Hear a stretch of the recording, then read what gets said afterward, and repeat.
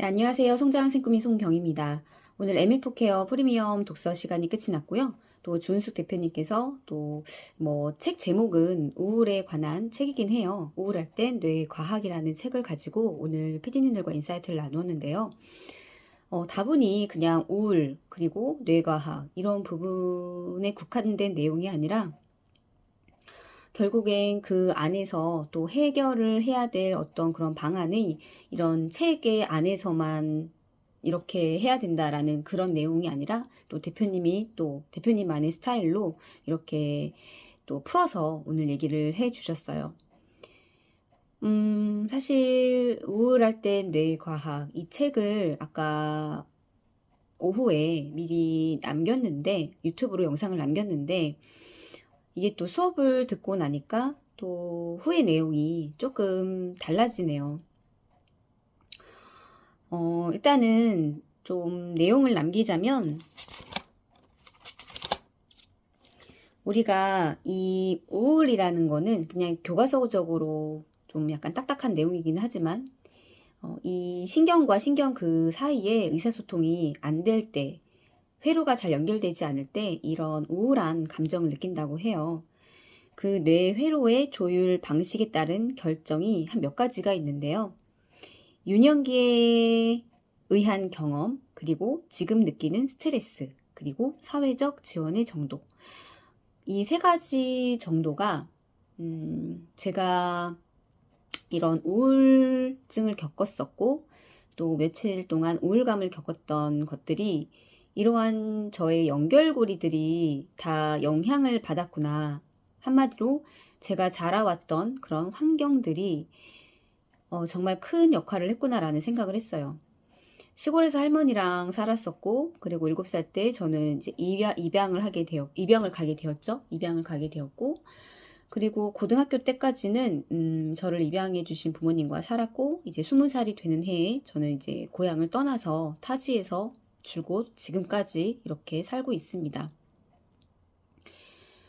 음, 사실 할머니랑 살았을 때 시골에서 살았을 때가 가장 좋았죠. 그때 되게 순진무구했고 어쩌면 그 시절이 저의 어떤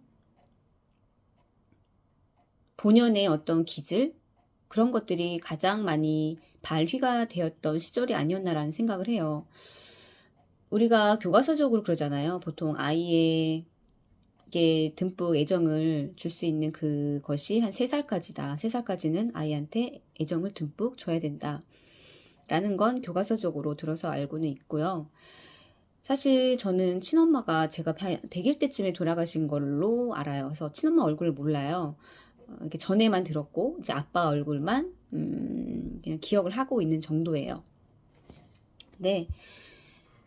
그렇다 보니 직접적인 주 양육자가 이제 엄마가 아빠가 아니었고 그냥 이제 할머니를 통해서 그렇게 자랐었고 그러고 한번 이 양육 환경이 이제 바뀐 거죠. 바뀌었고 그리고 이제 어 20살이 되는 해에 저는 그 양육 환경에서 벗어나서 또 다른 새로운 환경으로 또 이전을 하죠. 그리고 이제 결혼 생활을 20년 동안 했지만 평탄치만은 않은 그런 결혼 생활이었던 것 같아요. 왜 평탄치 않았을까 지금 생각을 해보면 다 그런 것들이 연결했던 것 같아요. 어떤 그런 환경들, 그리고 저는,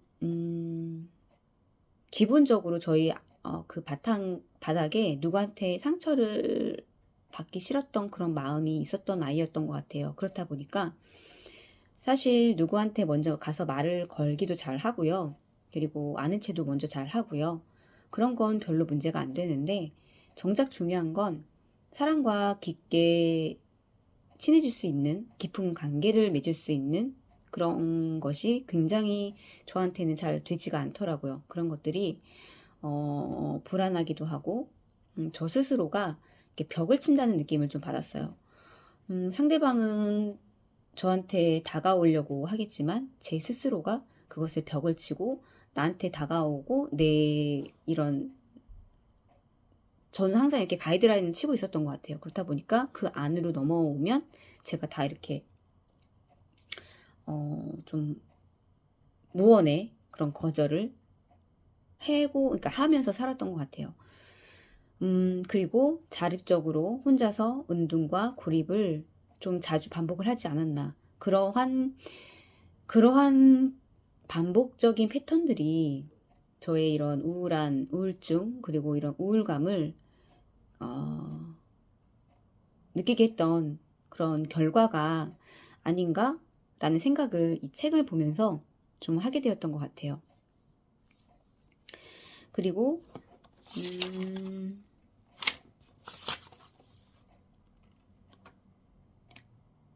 어제 그 피파리에서 연결이 조금 되긴 해요. 이 죽음과 죽어감이랑 오늘의 이제 우울할 땐 뇌과학이랑 어떻게 보면 이 죽음이라는 것도 굉장히 무겁고 우울이라는 이 주제도 굉장히 좀 무겁기도 하잖아요. 이런 것들이 뭐랄까요? 어제도 그 아이스강 대표님께서 말씀하실 때 우리가 사람이 죽을 때 이 살면서도 돈, 건강, 관계적인 문제 이 세 가지 카테고리에서 사람이 크게 벗어나지 않는다고 해요. 근데 역시나 우리가 죽어감에도 이 돈과 건강은 이미 뭐 끝난 거잖아요. 죽어가는데 무슨 돈이 필요하고 이미 건강은 잃었고 근데 이제 관계는 내가 어떻게 사람들과 어떤 감정으로 내가 죽느냐 그것이 문제인데요. 사실 저는 그런 면에 있어서도 굉장히 우울했던 것 같아요.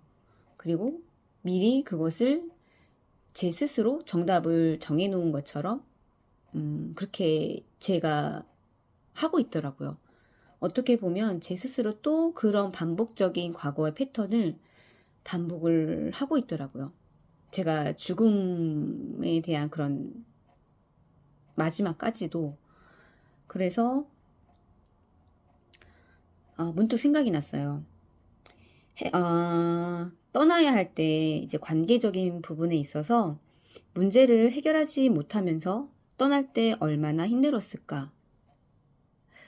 이 문구를 제가 적으면서 저를 입양해 주신 엄마가 이제 23년도 12월 말에 돌아가셨는데 저와 그냥 제대로 딸과 엄마의 어떤 그런 제대로 좀 이렇게 좀 자연스러운 관계가 아니라 뭔가가 제대로 풀지 못한 그렇게 돌아가셨거든요. 제가 엄마를 제대로 보필도 못했었고 제대로 자주 찾아뵙지도 못했었고 감정이 그냥 솔직히 말씀드리면 나는 친정이 없다 라는 생각으로 살았던 사람이어서 어떻게 보면 엄마 입장에서는 저와의 어떤 그런 돌아가시는 그 상황에서 그런 생각을 하지 않으셨을까? 또 둘째 딸과의 관계적인 이런 부분들 이런 것들이 매끄럽지 못했잖아요. 근데 돌아가시는 길이 이 부분이 못내 아쉬웠을 수 있었겠구나 라는 걸 오늘 MF 케어를 들으면서 좀 알았어요. 이 문구를 제가 쓰면서 돌아가신 엄마가 생각이 나더라고요. 그래서 저는 그럼 나는 어떻게 해야 될까? 저는 대물림을 하면 안 되죠. 그렇게 저한테 그냥 관심도 없었고 좀 신경도 안 써주고 이랬던 엄마의 모습이 좀 서운하고 그랬던 것들을 제가 반복을 하면 안 되잖아요. 근데 그런 모습을 그런 환경에서 자라서 그런지 제가 아이들한테 정말 다른 엄마들처럼 애정을 듬뿍 담아서 말을 한다거나 정말 애정을 많이 담아서 표현을 한다거나 애정을 많이 담아서 관심을 막 갖는 이런 행위를 제가 잘 안 하고 있더라고요. 사실 그렇잖아요. 내가 내 부모의 행동, 말 이런 걸 닮지 말아야지. 나는 절대로 그러지 말아야지 라고 생각을 하면서 살 거예요. 근데 나중에 커서 어른이 돼서 그거를 사람들이 반복을 하고 있더라고요. 그 중에 하나가 저 역시도 마찬가지고요. 근데 제가 느끼는 건, 아, 이거는 대물림을 하면 안 되지. 그럼 난 어떻게 해야 될까? 그러면 나는 죽을 때 최소한 내가 느끼는 이 불편감, 이 불편함, 죄책감, 이런 것들을 느끼지 않게끔 나는 그래도 돌아가신 엄마와의 이런 좀 어색했던 이런 관계에 대해서 아이들과는 그래도 좀 풀고 죽어야 되지 않겠니? 라는 생각을 더 하게 되는 것 같아요. 네. 그리고 오늘 이성과 감정이라는 또 키워드가 나왔거든요. 어떤 거를 선택을 할 때 선택을 함에 있어서 이성과 감정 이 두 가지만 놓고 판단을 하게 되면 되게 심플한 것 같아요. 되게 저는 감정적인 사람이고요. 되게 쉬운 결정만 했던 사람이고요. 근데 제가 어제 피파리 수업을 들어가기 전까지도 굉장히 많이 우울했었고 좀 눈물을 좀 그날 많이 흘려서 좀 눈도 좀 부어있는 상태였었고, 근데도 제가 감정에 휘둘리지 않고 수업에 들어갔습니다. 그것도 화면을 켜고, 그리고 수업이 끝나고 영상도 늦은 시간까지 찍어서 올렸고, 그리고 그래도 일주일에 2번씩 받았던 코칭 그 흐름 안에 있어야 되는데 제가 또 그 감정적인 그 안에 있을 때에는 그냥 놓았던 것 같아요. 근데 다시금 정신을 차리고, 그럼 안 되지. 그래서 또 이성적으로 판단을 해서 코칭 신청을 하고, 다 이런 일련의 과정들이, 아, 내가 이성적으로 판단을 했구나. 아, 나한테 내가 이렇게 선택을 할 수 있는 통제권을 어느 정도 갖고 있는 사람이구나. 이런 생각을 하다 보니까 제가 조금 멋져 보이는 것 같아요. 네. 좀 멋져 보이기도 하고, 아, 너 많이 좀 컸다.